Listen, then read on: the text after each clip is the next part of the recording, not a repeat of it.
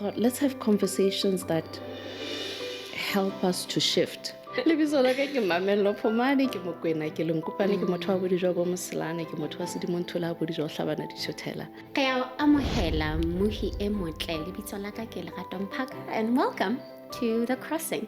What is causing a person to walk into a building and feel like, ugh, there's heaviness here? As someone walks in and suddenly there's stiffness and suddenly there's, The conversation dies. the conversation dies and it's like, and then When we created the crossing, I think one of the things that you had shared with me was us shining a beacon into our own lives so that it could benefit other people. I need a co-creator.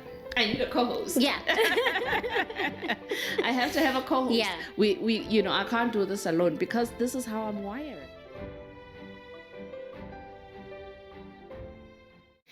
Ke a amohela mmuhi e motle lebitso la ka ke Lerato unpack, and welcome to The Crossing. I don't do this alone. As usual, I do have a co-host. Hi, co-host. Hi, co-host. Please introduce yourself. Lebitso la ka ke Mamello Phomane, ke Mokwena, ke Lenkopane, ke motho wa Bodijwa bo Moselane, ke motho wa Sedimonthole a Bodijwa o hlabana dithotela. Ke tsamaya le Bafokeng le Batlokwa. Yes, le Matebele as well. Yeah. Yes. Oh, I love This is what I that. always love when you introduce yourself, because it grounds a lot of conversations even before they begin. Yeah, it grounds me as well. Yeah. It gives me an anchor. So Yeah. I love that. Yeah. So tell me a little bit about this podcast. Why The Crossing? Why are we here having these conversations with each other? When you first pitched this idea to me, Yeah. I mean, what was going through your mind when you thought about us having conversations? Well, first off, you and I have amazing conversations. Yeah. So, I mean, and we will have these conversations and we're in it. The energy is like so high. And then we finish the conversations and then it occurs to us like, that was powerful. We should have recorded that. And then we said, we should have recorded that. So we always knew that our conversations are powerful. Yeah. And that there's so much value in them. And when we say we should have recorded that, it's because we realize the value of sharing some of the insights that we have in our conversations. Absolutely. Yeah. Right. Yeah, but then we decided The Crossing, we thought, let's have conversations that help us to shift, help us to evolve, help us to cross. Because as human beings, we're constantly evolving, we're constantly crossing. And one of the things that we talked about was the consciousness that is required in creating or having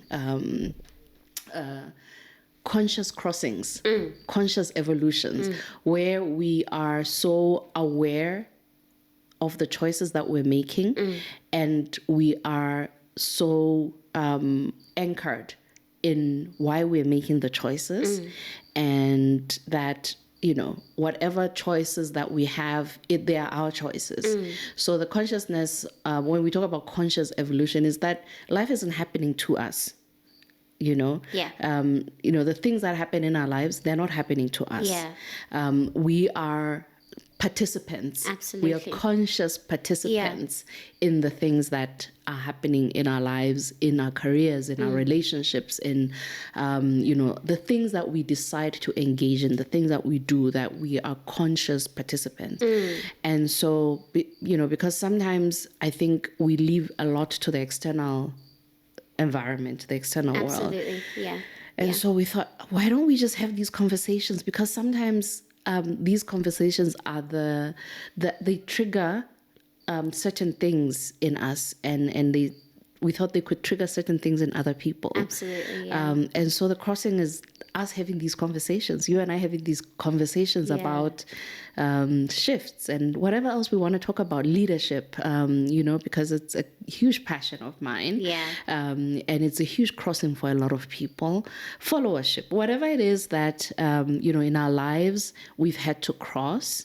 And at one point, some things we were like, That wasn't in hindsight. In hindsight, I didn't give myself agency. Absolutely. I didn't give myself the choice. I almost went with whatever was set in front of me. A lot of my life, I think I've had events where I've crossed and then I was like, wrong move. Wrong move. Yeah, but then had the agency to pivot and to say, no, this is not where I want to be. I'm gonna go.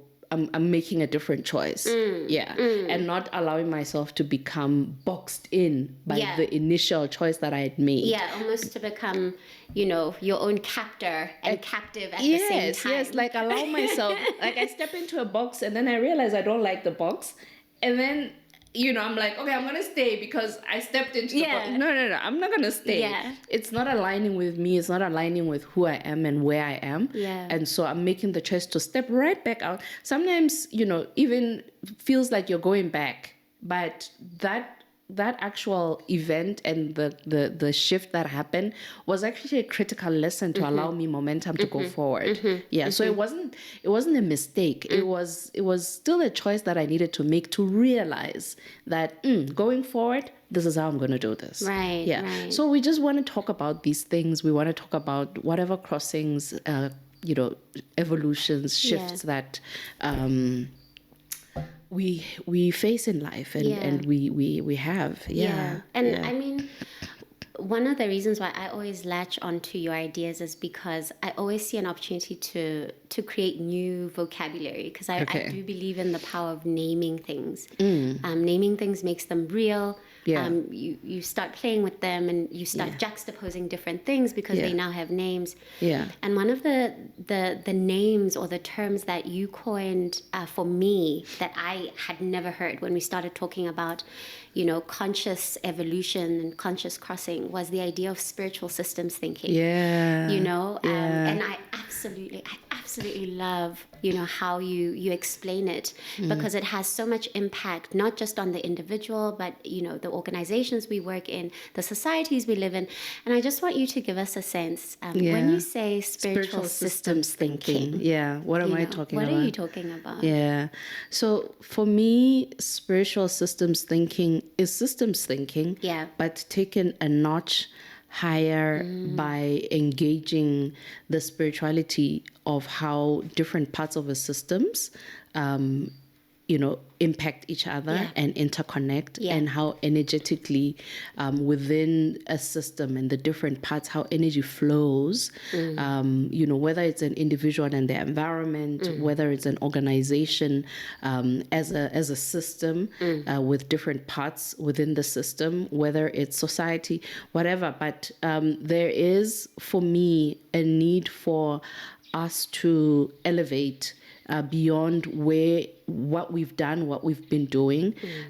So if an organization, for example, was going to, do a strategy session, the idea of spiritual systems thinking is that, yes, you're going to do a strategy, you're going to have tactics, you're going to have, different key performance indicators, etc., that, build up the strategy. Those activities that you say, these activities move the needle, and this is how we are going to go as an organization.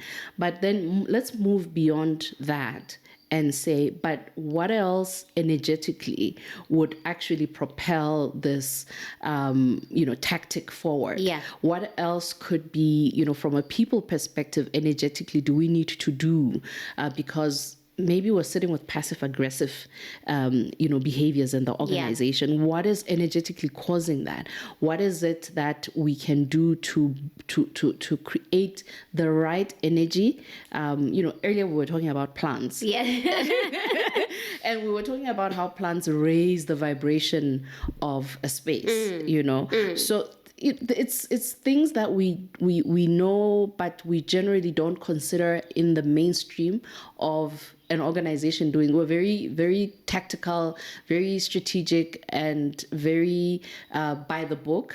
But I want us to bring in the with spiritual systems thinking, bring in a level higher with energy, with with spirit, Yeah. with what is causing a person to walk into a building and feel like, ugh, there's heaviness here, and then how do we work around that? How do we create when you walk into a building and you feel like, oh, it's so light in this office. Yeah. Like, what is it that can augment and give more power and life to a strategy for an organization, and so for individuals as well, for societies as well, and then how do we create that as part of our mainstream, and not as like 10 years later when the organization is in deep waters, we think, and because of the unconscious crossings that have happened in that organization, it's sometimes even difficult to pinpoint when things started going wrong. And so with spiritual systems thinking, we would pinpoint very quickly. We would have taken the time to sit back and say, guys, we've had two people die within a short space of each other, or we've had 2 incidences of self-harm, or we've had 5 people. Like, what is going on in this organization? And is it like, can we look beyond the obvious? And can we look at the spiritual aspect and look at the energetic aspect of how energy flows in the organization, of how we as people carry energy in the organization, and how we pass it along. The imperceptible,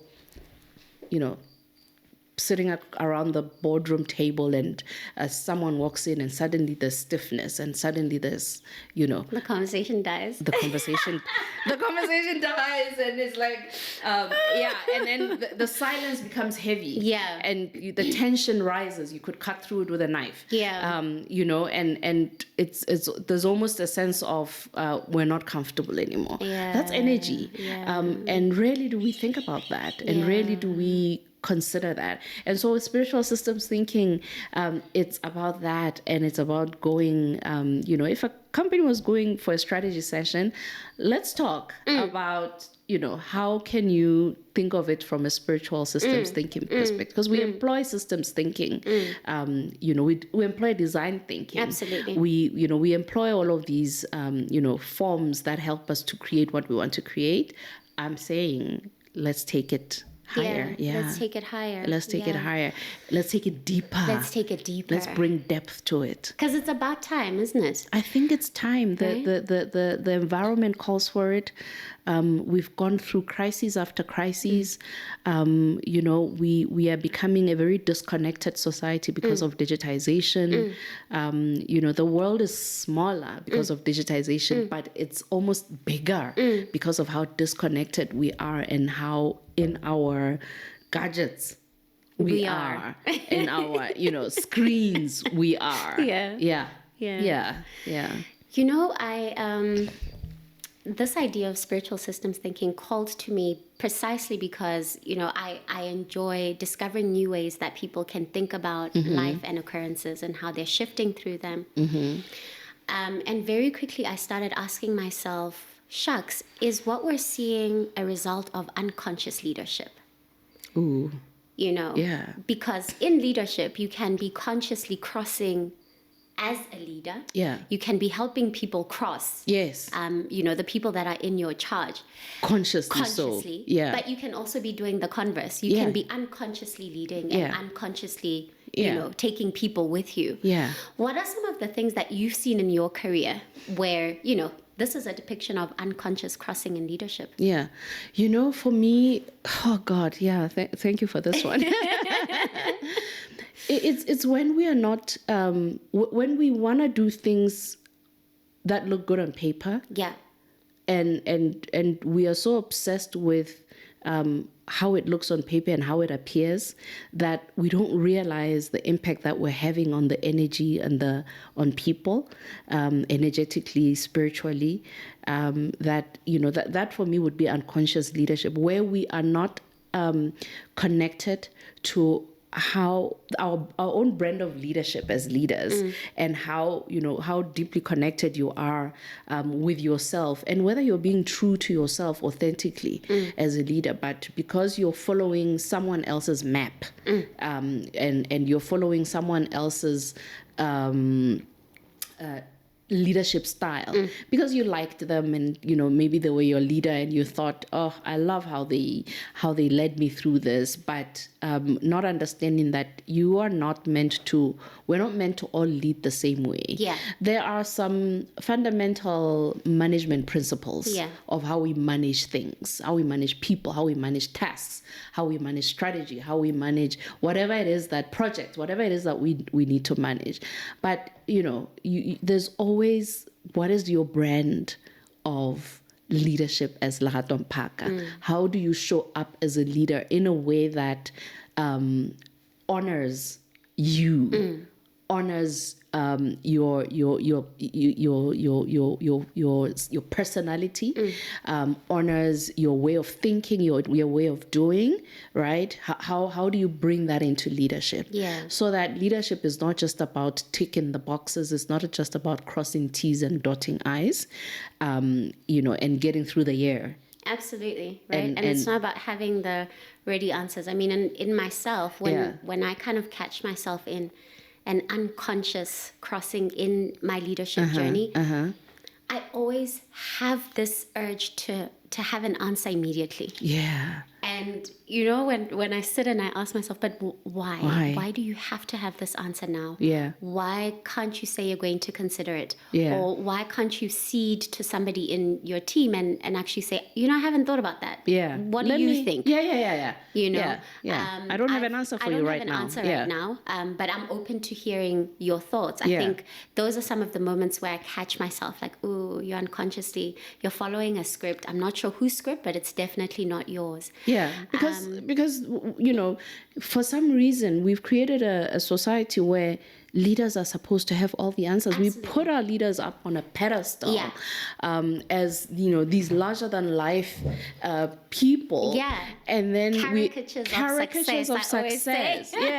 And we expect them to know it all, to have it all, but we're people, we're individuals, and we don't always have to have it all, know it all. But leaders then allow themselves to be pressured into the caricature kind of space where they are pressured to know. You have everything. It's a moment of crisis. You come in and you save the day. And where do we get this from? We get this from Superman. Superman is not human. He's Superman.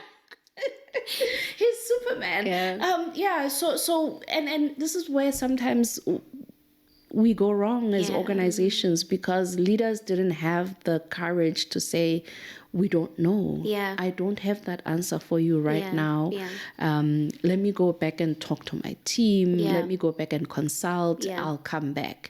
And then before we know it, things have taken a turn that had we said, let's stop for a minute, I'm not sure about this. I don't feel like we can move forward here. Why do you think the idea of conscious leadership is so scary? Or let me just say conscious crossing, because it's not an easy thing. I mean, I'm just picturing you in previous instances where you would walk into a room and say, I'm not sure about it. Let's not make that call right now. And there would be this unease. Because the expectation is that you have the answer, and or that males have always a decision. Right. Males have on right. So I don't know. I for me, it's in my body. When there's tension in my body and I don't feel like something is right, I'm not gonna make it. There's instances where I can feel it's right, and I'll be like, sure, let's go for it. That's a great idea. Let's do it. And then there's instances where I know in my spirit, this is off. This feels off. Let me gather more information. And sometimes I've had the courage to say, no. Sometimes I've yielded to pressure of, oh God, okay, let's do it, and then I don't sleep. Then you don't sleep. I don't sleep. Then you get the hollow feeling in the pit of your stomach. I get the hollow feeling in the pit of my stomach. I get tension in my body, and then I know that no, this doesn't feel right. But even in that, then what you're demonstrating is a bit of consciousness, because we've read stories, we've heard case studies of people that just kept on going, unconsciously, regardless of what because their bodies were telling them and themselves now, regardless of what their bodies were telling them, because now they've imprisoned themselves in this decision. They stepped into the box, captive, and then then they thought, I will be seen as weak if I go back, or I'll be seen as weak, as a weak leader who doesn't stand by her own decisions, or is so we are afraid of what people will say, because people are so cruel also, absolutely, in how they view us as leaders and in what they say about us as leaders. So sometimes we kowtow to the pressure of what will the environment say. How will I be seen, and how will it so we then don't pivot when we actually should pivot. And actually, for me, the strength is in pivoting quite early when you see that you've made a mistake. That's real strength. That's real vulnerability as a leader. We talk a lot about Brené Brown, and her vulnerability, bringing vulnerability into leadership, in her book Dare to Lead, and how leaders could lead in a much more from a position of strength if they embrace courage and vulnerability, and the things that are seen as smushy and soft by the mainstream, but that actually create the sweet spot that creates the thing that makes connection with people that actually have to follow you. And the humanness that we have in us. Absolutely. I want to also then say that in us having these conversations, we do not have a lick of an answer. We have some experience, but we certainly don't have the answers. When we created the crossing, I think one of the things that you had shared with me was us shining a beacon into our own lives, so that it could benefit other people. Because we've had a couple of crossings ourselves. Many crossings. Some have been public, some are private. And lots of tears. Lots of lots of pain and trauma. Absolutely. One of the things that I realized when I started publicly sharing some of my stories around making difficult decisions, they seemed to resonate, and that was proof enough that we're not having these conversations enough. If you're able to react to somebody saying, shucks, guys, I messed up. It means you're probably not finding the safe space to do that yourself. So that was another thing that resonated with me about creating this podcast, was that kind of protected space to... and to be vulnerable. Because there's so little of it. But also, we as human beings, connection to other people's stories. This is why, when you tell your story, you unlock someone somewhere.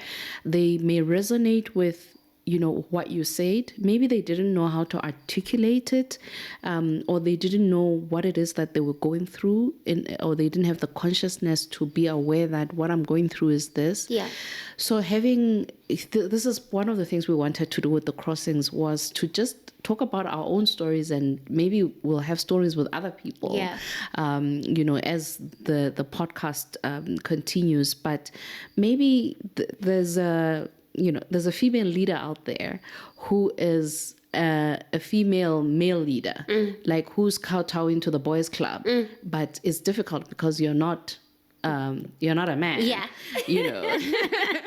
and they could be, there's something that they could take from our conversations, or my story or your story, and maybe there's somebody out there who is in the middle of a crossing. They're between worlds, and they are crossing, and they don't even know it. Absolutely. And then listening to us converse and talk about, our own journeys and what it is that happens when we are crossing, is, I think, critical to creating, bringing connection, first of all, which is what I believe is missing. But it helps when you see yourself in others, because this is who we are as human beings. When we recognize ourselves in others, it first of all says that you are not alone. And as a human being, when you know that you're not alone, it immediately, the burden that you're carrying immediately feels lighter. When you know that, oh my God, there's someone else that has gone through this. And this is their story. This feels similar. This is like, oh my God, I went through that. That exact same thing. That same exact thing. And knowing that, you made it through, that's energy. Shucks. That's energy. That is energy. Yeah, that's energy. And that's what we want to pour out of ourselves. And hopefully we have an audience that is going to be engaging, is going to want to ask questions. Absolutely. Is going to give us their own crossings that maybe we could converse about if it resonates with us in our bodies and in our hearts and our spirits. Or maybe we could call them through and we could talk about this crossing that they're going through. Absolutely. Yeah. So I think that's important. It's that thing where we've had a conversation and we say, we wish we could have recorded that. Because inherently we realize how powerful it was and how much it could help somebody. That's so true. Yeah. And that's what this really is about. Yeah. Beyond the vocab, which I'm obsessed about. Yeah. Beyond the stories, it really is a gateway to connecting with each other again, in a world that continues to say, we shouldn't connect. We have devices for connection. Yeah. We shouldn't connect. We're competing for, affection, resources, etc. Yeah. And inherently then we're robbing ourselves of pure co-creation. And because also we're not alone in this universe. I mean, there's God, there's spirit, there's ancestors, there's angels, and so sometimes when somebody is not making it okay to talk about it, you don't, where you are at in your space, you're not sure if it's okay. Or it's okay to only talk about this one and not about that one. Right. Yeah. No, this one we're gonna stay away from. But why? Yeah. Why are we staying away from that conversation?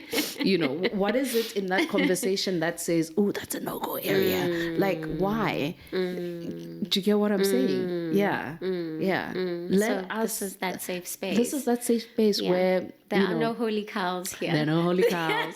There are no holy cows. If it moves and it's alive. Yeah. If it's there and it's creating an impact in you, it's alive and it's worth talking about. Absolutely. And it's worth visiting and unpacking if we can, exploring.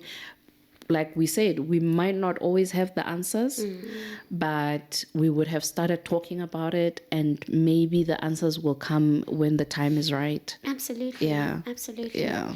As a parting shot, right, to listeners,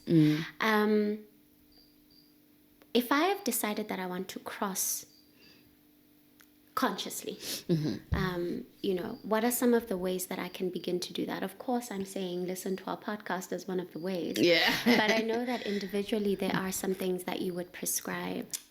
What's one or two of the things that you prescribe to somebody who's starting to consciously cross? Starting to consciously, first of all, it's in the admission that I'm in the middle of, I'm shifting. Yeah. I don't know what's happening. And a lot of times when people are shifting, at least with me, I would keep saying something is off. And I would feel it in my body.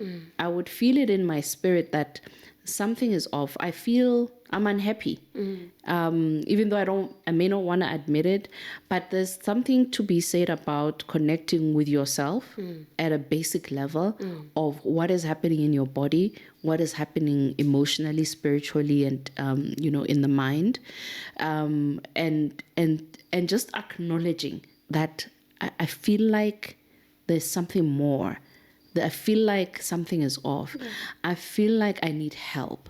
I feel like I'm not doing something in the way that I could be doing it. There's something more, or I can do this better.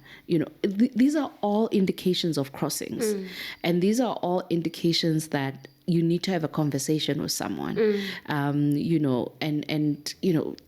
love journaling. I talk about journaling all the time because journaling has unlocked for me a way to, because I'm a 2 numerologically, so I thrive from co-creation, conversing with someone. So if I don't have someone to talk to, I'm going to talk to my diary, my journal. I'll talk to my guides, I'll talk to the angels, I'll talk to Bonkoro, but also, my journal is, I talk to spirit through that. And as I'm writing, sometimes I'm free flowing.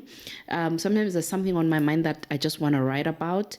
It releases and unlocks it out of my body. And that's energy that's flowing. And as soon as there's energy flowing, there's a slight burden there's a burden that gets lifted off. And that conversation doesn't become as heavy anymore. I feel like there's something more doesn't become heavy anymore. I feel like there's something off, doesn't become as heavy anymore because I've unlocked it out of me. So there's so many different ways, and also knowing who you are and how you operate. Knowing that I'm a 2 and that I operate the best way that I can do anything, whether it's business, whether it's whatever it is that I'm doing, personally, professionally, I need a co-creator. I need a co-host. I have to have a co-host. We I can't do this alone because this is how I'm wired numerologically. This is how I'm wired in my human design, in my unique blueprint. So there's so it's really just deeply connecting with yourself. For me, I think today's challenge is journal the one thing that's on your mind. Journal it in however way it comes, because perhaps that's your first sign to consciously crossing. From me, Lerato Mpaka, I can't wait to see you back here again. What do you want to say, co-host? And from me, Mamela Pomani, I can't wait for all of us to have conversations about our shifts and our crossings. I'm excited about these conversations. I'm excited about the crossing podcast. I'm excited about whatever else is coming. Absolutely. Absolutely. Well, that's it from us. Until next time. Bye-bye. Yay.